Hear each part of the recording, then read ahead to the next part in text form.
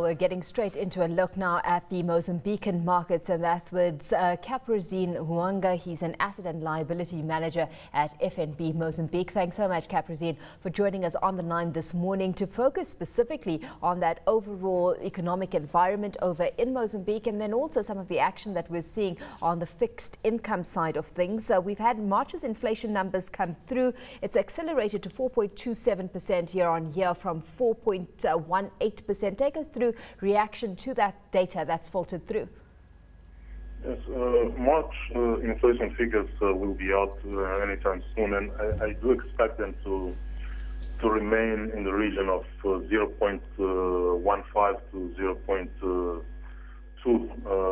month on month, which may take the year-on-year inflation up to 4.5%.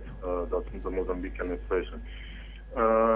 At the moment, I don't see any exogenous shocks to our inflation in Mozambique. So I expect the inflation rate to be driven by the international prices of the country's main import commodities, maize, rice, and wheat. And on the other hand, there may also be some influence from the Metical value against the dollar and the rand.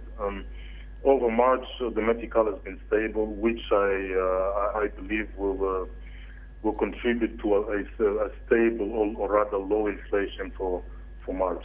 As you say, no exogenous factors coming to bear, but that risk for slightly rising inflation coming through. 4.5% is your next forecast, Capranzine. What do you see this doing in terms of interest rates and the kind of impact it's said to have on interest rates in the country?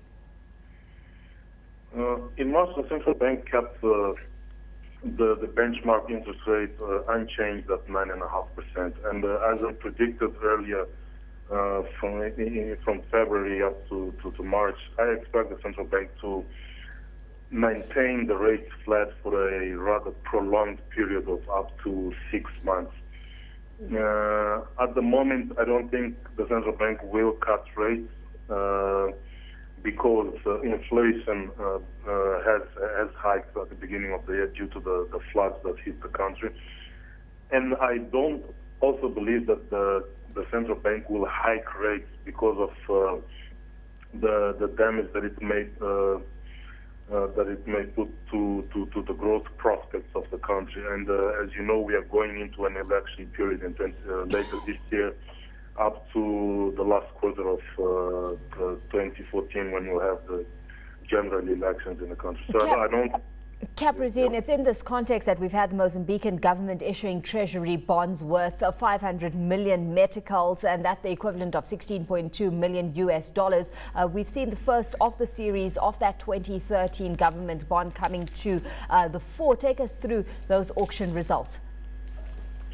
Yes, this auction took place last week, and this is the first time that the government has done a government bond issue based on an auction system, and this follows the changes in legislation that was done at the end of 2012 concerning the